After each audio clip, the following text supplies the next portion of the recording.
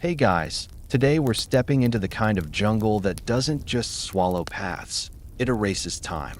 You're knee-deep in Cambodian undergrowth, sweat gluing your shirt to your back, when the first stone giant reveals itself.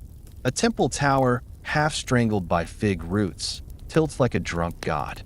The air is thick with the smell of wet earth and something older, moss chewing on centuries. And just as you reach out to touch the carvings, a gecko shrieks a warning. Smart little guy. You probably won't survive this place in 1200 AD, but hey, at least your phone still has signal. So, before you get comfortable, take a moment to like the video and subscribe, but only if you genuinely enjoy what I do here. Drop a comment with where you're watching from and your local time. I'm always curious whose midnight we're ruining with ancient curses tonight. Now, dim the lights, maybe turn on a fan for that soft background hum, and let's ease into tonight's journey together. The lost city of the Khmer kings doesn't greet you, it watches. Those crumbling archways? Teeth. The silent courtyards? Traps. Because this isn't just ruins, it's a corpse wearing gold. And you're here just in time for its last confession. Your boots sink into mud that hasn't seen sunlight since Jayavarman II declared himself Devaraja, God King, in 802 AD. The mosquitoes are dive-bombing your neck like they're on payroll.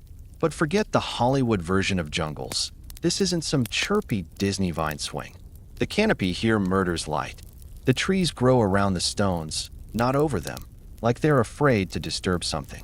And they should be. That tower ahead, Baikong, the first mountain temple of the Khmer. Right now, it's just a shadow, but walk closer. See how the laterite blocks fit without mortar? Each one a perfect puzzle piece, locked in by weight and arrogance. The architects didn't just build up, they built against. Against monsoons, against time, against the very idea that humans shouldn't stack the earth into stairways for gods. And then there's the sound, or the lack of it. No birds, no monkeys, just the drip-drip of water sliding off a demon's stone smirk. You're being sized up. By what? Well, that's the fun part. The year is 802 AD, and somewhere in this same jungle, a 9-year-old boy is being anointed ruler of an empire that doesn't exist yet. His name is Jayavarman II, and he's about to pull off the greatest magic trick in Southeast Asian history, convincing everyone he's not just a king, but a living god. You're standing where his priests once did, ankle-deep in monsoon runoff, as the first drops of a dynasty hit the earth. This isn't Rome with its marble fanfare. No, the Khmer Empire is born in mud and mosquito hum. Picture it. Brahmin priests chanting in Sanskrit they barely understand, their robes sticking to sweat-slick skin. A child king propped up on shoulders still too narrow for his crown. And the real star of the show, a stolen lingam from Java, smuggled across the sea like contraband. They'll plant this phallic hunk of stone in laterite soil and call it holy. Politics hasn't changed much, has it? The ritual they're performing? The Devaraja ceremony. It's less coronation, more metaphysical merger. By pressing his palms to that stolen lingam, Jayavarman isn't just claiming the throne. He's fusing his DNA with Shiva himself. The message to rival warlords is deliciously simple. Attack me, and you're punching a god in the face. But here's the twist. Nobody knows where this actually happened. Modern archaeologists have dug up 7 different first capitals, all claiming to be the real site of the Devaraja ritual. It's like finding 7 birth certificates for the same guy, each with a different hometown. The truth? Jayavarman was probably playing musical chairs with his court, moving every time the local water supply turned to cholera soup. You wipe your forehead and squint at the carvings. That figure with the crazy eyebrows and the toy-sized crown? That's him. The artists made sure to chisel Jayavarman just slightly taller than his enemies, because stone doesn't lie, unless you're the one paying the sculptor. The first time you see Angkor Wat from the jungle floor, your neck cranes at an unnatural angle, because the architects didn't just want you to look up, they wanted your spine to remember its insignificance. 5 lotus bud towers pierced the skyline, each one a middle finger to gravity. And that moat? A 200-meter wide liquid noose, because nothing says divine real estate like making visitors swim for an audience. But here's the dirty secret those postcards don't show. This whole complex is one giant cheat sheet. Those perfect proportions aligning with solstices? Stolen from Indian astrologers. The sandstone blocks fitting like Lego, each one hauled by elephants on log rollers greased with human sweat. And the piece de resistance. The entire city is a scale model of the Hindu cosmos, with the central tower as Mount Meru. The Khmer didn't just build a capital, they photocopied heaven and charged admission. You run your fingers along a bas-relief of churning demons. The stone feels unnaturally cool, like it's leaching body heat. That's when you notice, the carvings aren't just art, they're instructions. Every twisted torso and raised club depicts the exact penalties for rebellion. Over here, traders being trampled by water buffalo. There, thieves having their tongues fed to crows. The Khmer didn't need prisons when they had stonemasons and vivid imaginations. A tour group shuffles past, their guide droning about spiritual harmony. You bite your tongue, because what nobody mentions is the army of child laborers who mixed mortar with their bare feet, or the slaves who polished these stones with their own hair. The real magic of Angkor wasn't divine. It was the willingness to break 50,000 backs to prove one king could touch the clouds. The jungle exhales as dusk stains the temple's crimson, right on schedule, like some ancient stagehand flipping a celestial switch. You're crouched in what was once an astronomer's tower, fingers tracing grooves where bronze instruments once measured doom. Because for the Khmer, the stars weren't just pretty lights. They were a battlefield map painted across the night sky. That cracked stone slab beneath your knees? That's their version of a war room. The scratches aren't random. They're precise sightlines to Sirius, Orion's belt, and the demon star Algol. Priests would sprawl here for hours, waiting for planets to align just right before whispering in the king's ear. Mars is in retrograde, sire. Time to sack Kampa. But the real show happens during lunar eclipses. Picture this. Bonfires spit embers onto palace walls as the moon bleeds copper. Somewhere below, a condemned prisoner, maybe a Thai spy, maybe just a farmer who looked at the royal rice stores funny, gets his chest carved open by a priest wearing a tiger's skull. The heart gets tossed onto coals as an offering. The rest? Well, let's just say crocodiles in the moat got fat during eclipse season. You swat a mosquito and realize with grim amusement that modern scientists confirmed the Khmer timed their bloodiest battles to planetary alignments. Turns out those superstitious star charts predicted monsoon patterns with 92% accuracy. The lesson? Never underestimate a civilization that weaponized astrology. A bat screeches overhead as shadows swallow the last sliver of sunlight. Funny, the carvings of Ravana look almost alive in this light. Maybe it's the way the flickering flashlight makes his stone eyes seem to track your movements. Or maybe it's the sleep deprivation talking. Either way, you suddenly understand why night guards here got paid in opium. The jungle parts reluctantly to reveal a sight that chills your blood, a causeway of headless statues, their necks sliced clean by looters centuries ago. These were the guardians of the royal road, where silk-clad ambassadors once trod carefully between two fates, unimaginable wealth or a one-way trip to the crocodile pits. Welcome to the Khmer Empire's version of customs control. You kneel to examine a shattered plinth where a Sanskrit inscription warns, in delightfully bureaucratic terms, that all foreign merchants must declare their gold before entering. The penalty for smuggling? Being sewn into a leather sack with a rabid mongoose and dropped in the tunnel sap lake. The Khmer didn't do fines, they did creative deterrence. A glint catches your eye. A single glass bead half buried in the dirt. Venetian, which means some Italian merchant actually made it here, probably swapping it for a handful of cardamom that would sell for a small fortune back in Genoa. The Silk Road's tentacles reached further than historians thought, and this bead is the smoking gun. But the real kicker? That overgrown mound ahead isn't a hill. It's the remains of a 12th century customs warehouse. Infrared scans show underground chambers stuffed with Ming porcelain, Persian carpets, and, here's the twist, enough Roman coins to make a Caesar blush. Turns out the Khmer kings ran the ancient equivalent of a duty-free megamall, taxing everything from Arabian incense to Sumatran slaves at 30%. A rustle in the bushes snaps your head up. Probably just a monitor lizard. Or maybe it's the ghost of that unfortunate Cham merchant who tried hiding rubies in his horse's rectum. The carvings assure us he lasted exactly 3 screams in the interrogation pit before giving up his entire trade network. The first time you see the West Beret, your brain refuses to process the scale. This isn't a reservoir. It's an inland sea, a perfect rectangle of water stretching 8 kilometers into the haze. Dip your hand in, and you're touching the Khmer Empire's secret weapon, liquid bureaucracy. Those floating villages you passed on the way here. Pale imitations. The original hydraulic system made Vegas look like a desert kiddie pool. We're talking 1,000 square kilometers of canals, moats, and reservoirs so precise they could measure a 2-centimeter water level drop across an entire province.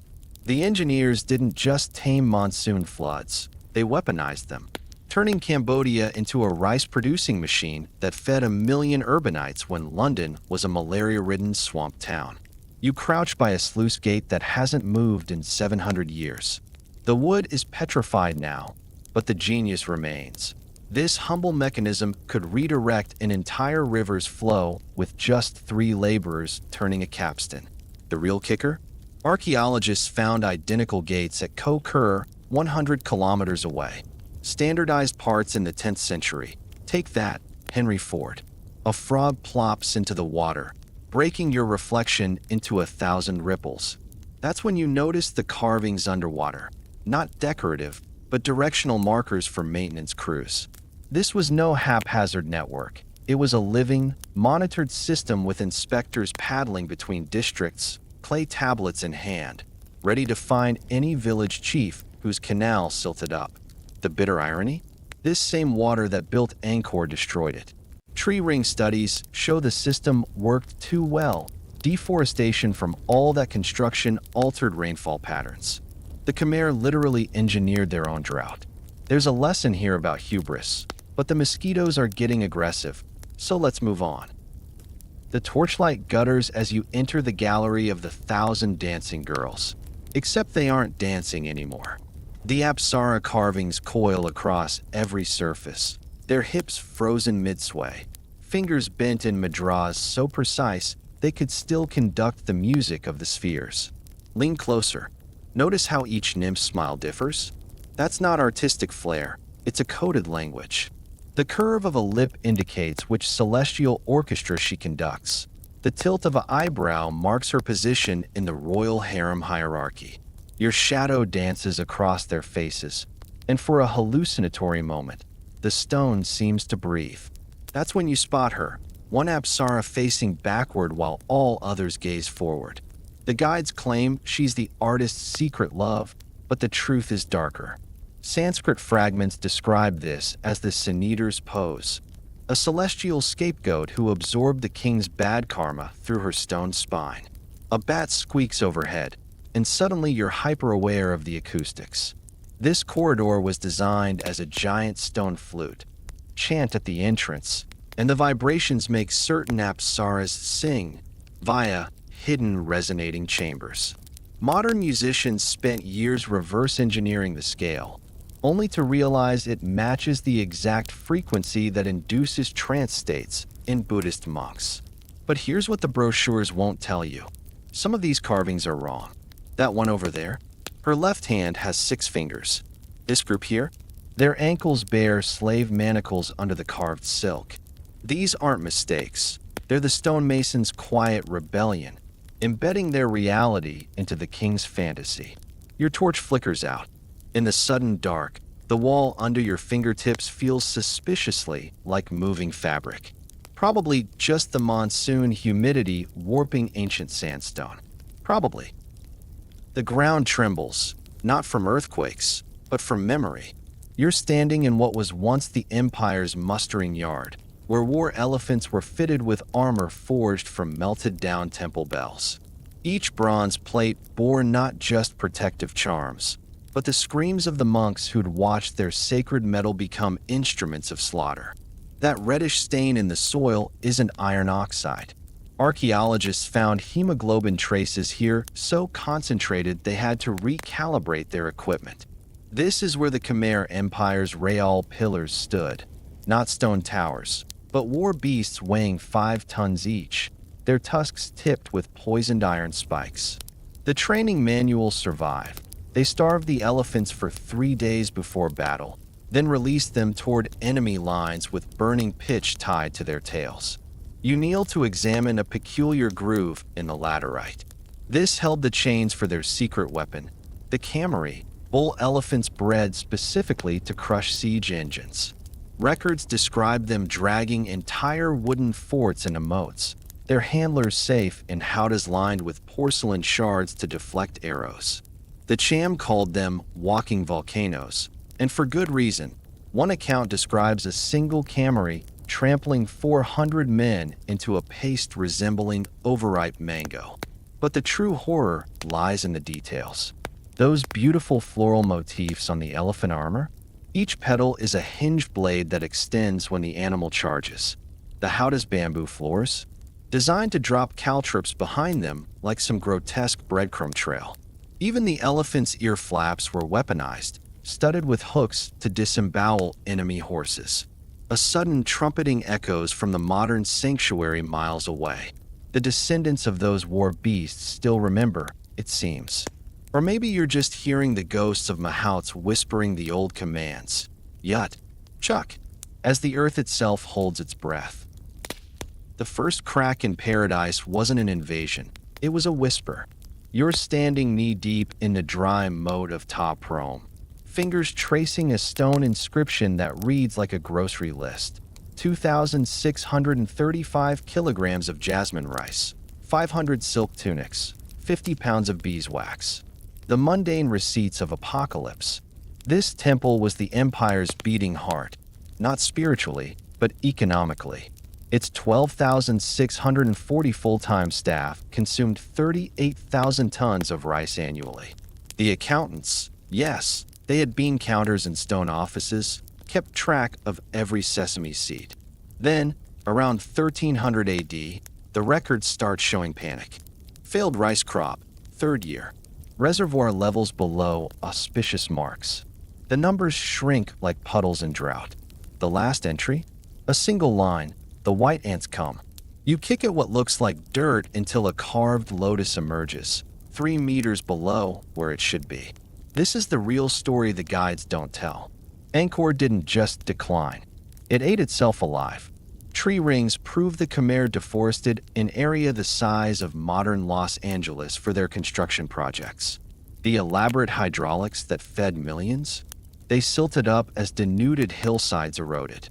The canals became mosquito breeding grounds for a new kind of invader, malaria strains that knocked out entire garrisons. A gecko scuttles over the inscription, its tiny feet tapping out a Morse code of doom. The warning was always here, chiseled between the lines. We measured the stars, but forgot to weigh the air. We counted every grain, but missed the clouds. The looter's tunnel swallows you whole, a jagged gash in the temple's side, oozing the sour milk stench of disturbed centuries. Your flashlight catches the scars of 1,000 pickaxes, but it's the footprints that freeze your blood. Not modern boot marks, but petite barefoot impressions preserved in the clay. Children. The 16th century Cham raiders used orphan boys as tunnelers, their small hands prized for prying rubies from statue eye sockets. That gleam in the wall isn't treasure, it's worse.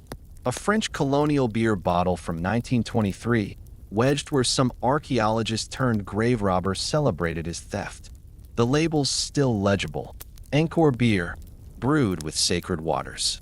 They weren't even subtle about it. You crouch to examine a statue's stump where its head should be. Cut is too clean for ancient tools.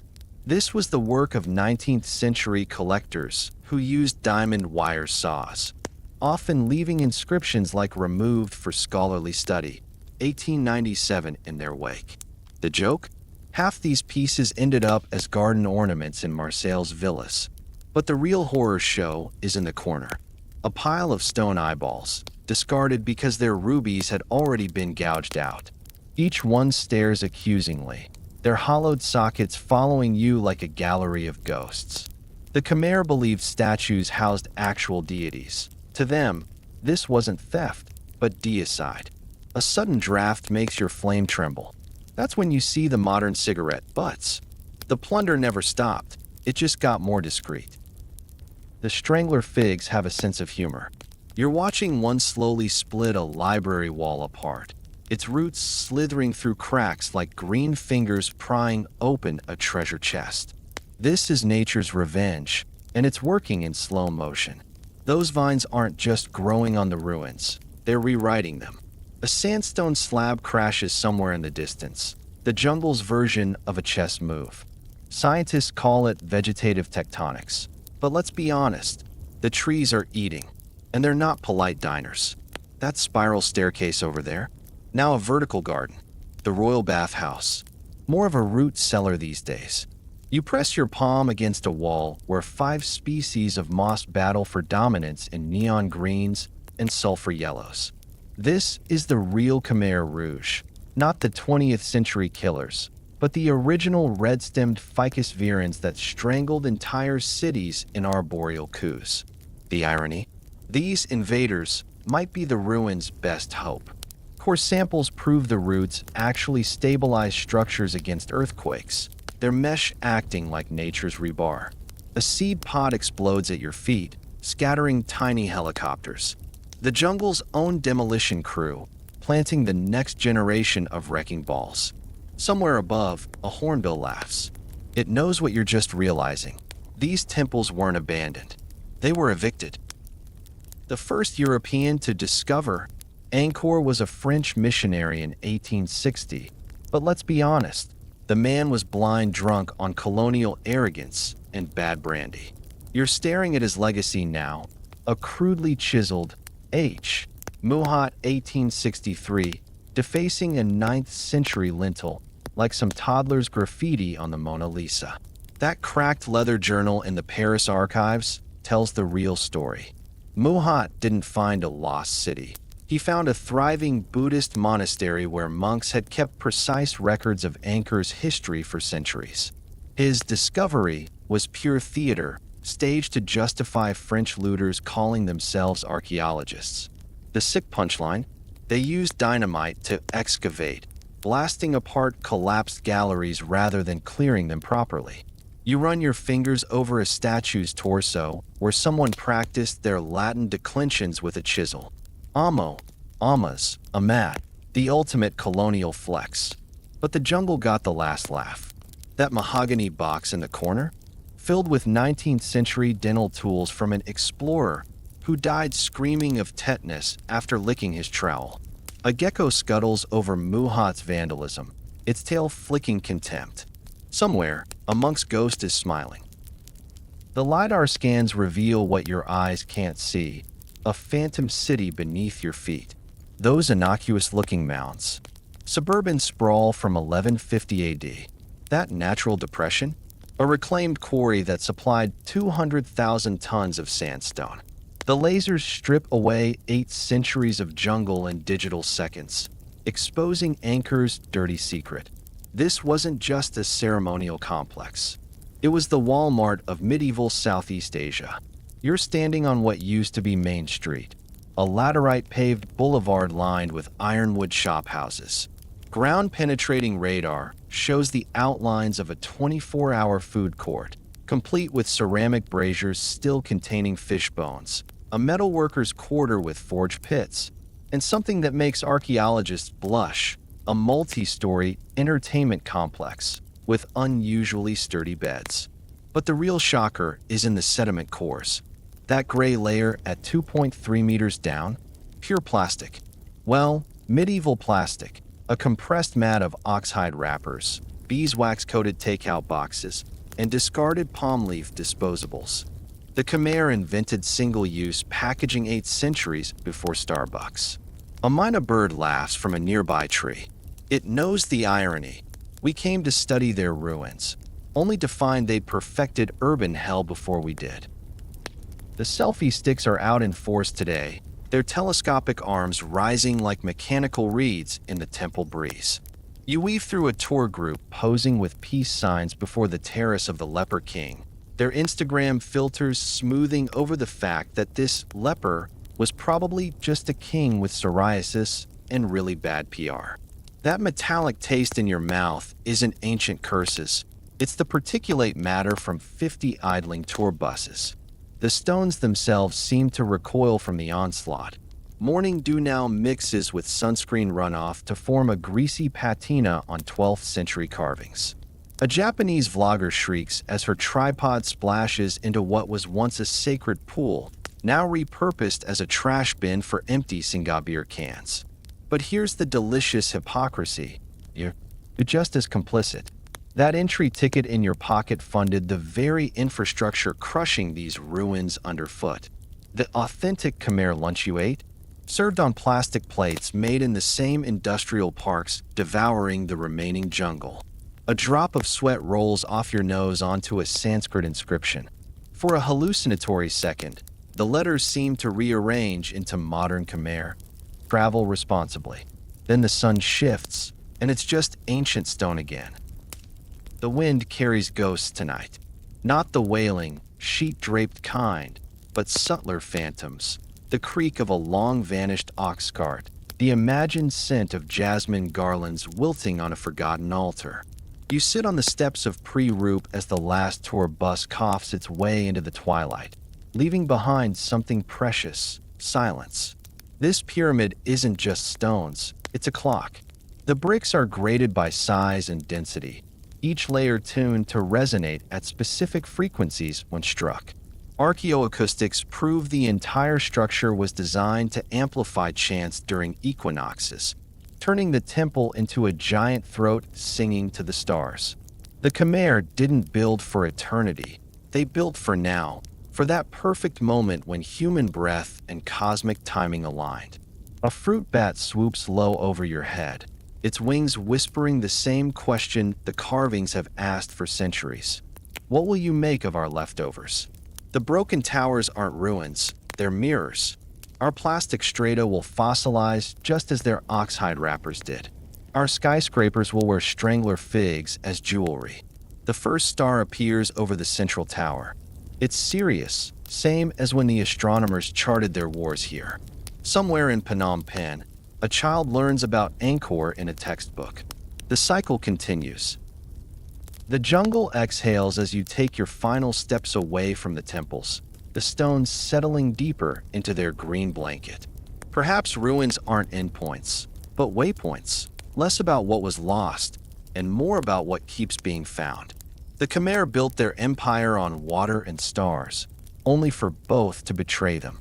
And yet, here we are, centuries later, still piecing together their receipts for beeswax and broken promises. There's something comforting in that continuity. Future archaeologists will sift through our own debris, discarded smartphones, climate change reports, maybe even this video's metadata, and spin narratives just as incomplete. The real magic of Angkor isn't in its perfection, but in its persistence. Those cracked towers never asked to be immortal, just remembered. So here's a question to carry home. What's your West Beret? The thing you're building so big, so precise, it might outlast your own understanding of why you built it? Drop your thoughts in the comments, not as tourists, but as temporary caretakers between civilizations. The geckos are singing the night shift now. Time to go.